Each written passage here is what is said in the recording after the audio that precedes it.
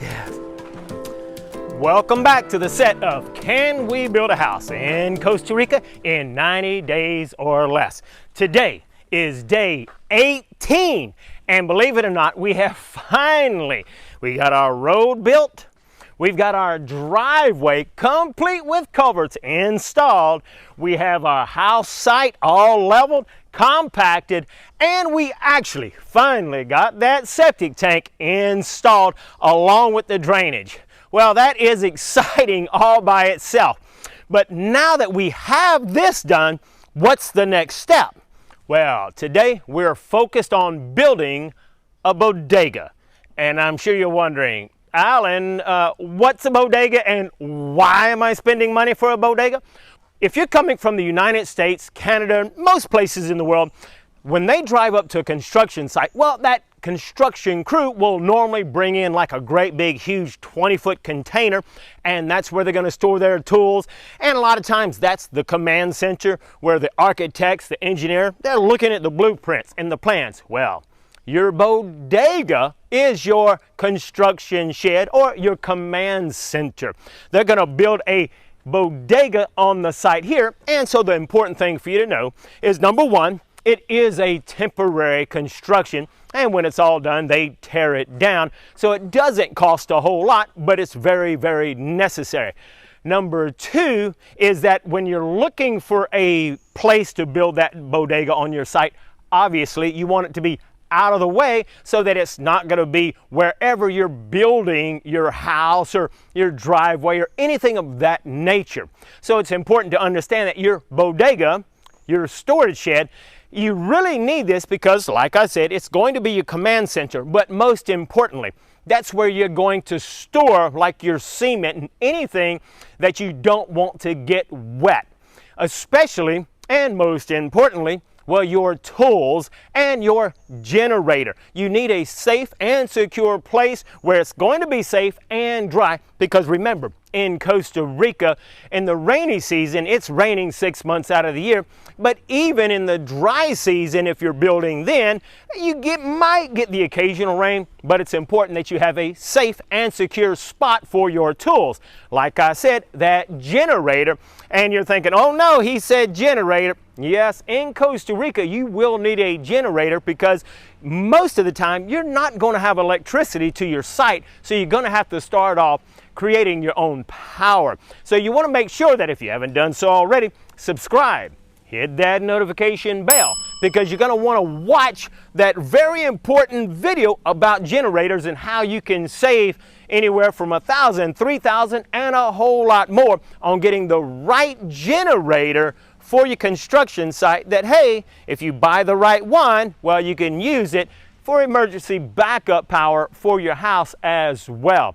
So today we're going to see if we can't start building a bodega, because in Costa Rica it does rain a lot during the rainy season, and when it does start raining, we don't want to have to stop progress. You see, the crew can actually go inside that bodega if you build it big enough, and they can continue to do a little bit of work. For example, any of the metal construction, the rebar, the stuff that they're having to build, for your columns and anything else for your house, well, if it's raining, they can be inside there still making that stuff so that you're not losing time. So having a bodega on your site is going to be extremely important. It's going to be one of the most valuable temporary assets that you can have when you're building your house in Costa Rica. The delivery truck with our supplies have showed up, but he doesn't have four-wheel drive, so he's going to see how fast and how high he can make it up the hill. He's getting close, but he didn't quite make it. But no sweat, our crew got after it and unloaded everything on our build site. This is going to be an 8-foot by 24-foot shed with an additional 8-foot overhang on one side, so our crew will be able to still work when it's raining. We started by cutting 3 support beams from these 2-inch tubes, which will serve as our foundation and floor. While these guys are building the support for our foundation, This guy is mixing cement for the holes. And of course, as you build, you need to make sure it's all level. The first part of building this shed is to have a good foundation and floor. We're using 2-inch by 2-inch metal tubes to frame up this whole shed. We've cemented in the two 24-foot outside edges and the middle support beam. Cut and welded more support beams and made sure they're within 4 foot apart so that our 4x8 sheets of Durarock flooring will be adequately supported. In just a few hours, our foundation was done and it's looking good. The next step is to begin making the uprights or the frame for the roof and the sides of our shed.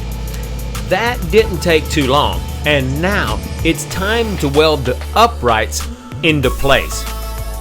The support post on the right side is about 5 inches taller than those on the left, so that rain will easily run off the back. It didn't take long to weld the 5 uprights into place. Next, we need to weld 3 beams across the top to support our metal roof.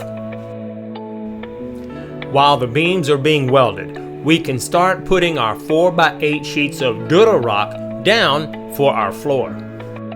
The only tools you need to build a shed like this is a small welder, a cordless screwdriver, a good angle grinder with some cutting wheels, and a lot of elbow grease.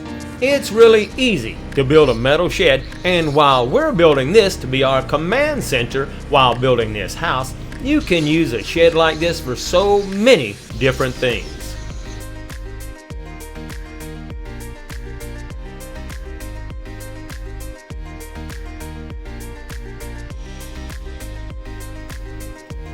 The beams for the roof are welded and the floor is in place, which makes it easier for us to put the metal up for the roof.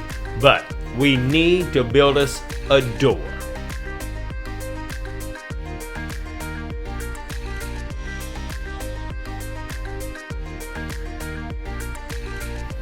While one guy is building the door, another is screwing down the metal roof, which, as you can see, goes up fast.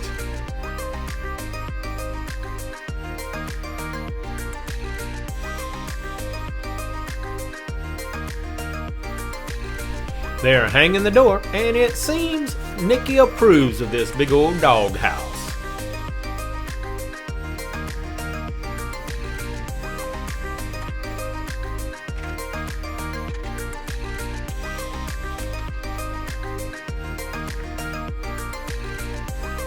We're going to use the same metal for the sides of our building as we did for the roof. This is a quick and affordable option for a shed like this.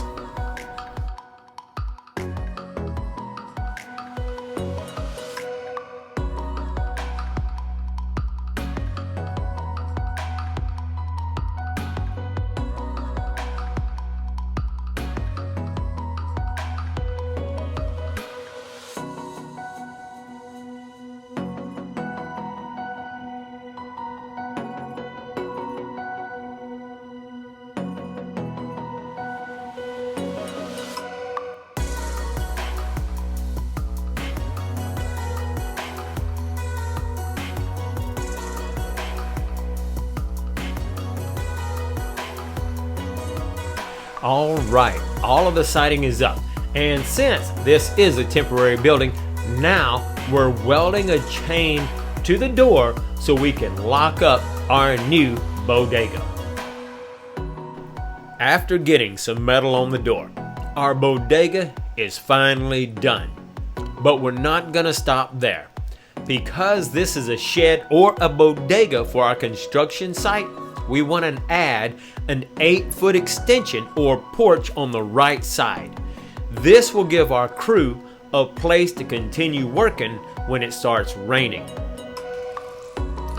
It didn't take long for the crew to build this extension and then weld a rebarb bending station to the side of our construction shed.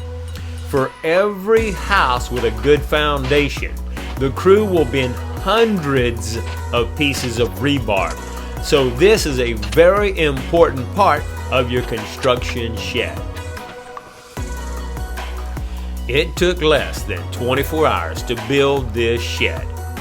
Inside, we have plenty of room for all of our tools, a work table for the contractor and engineer to look at the house plans and map out all of the work that needs to be done as we prepare to build our house in Costa Rica.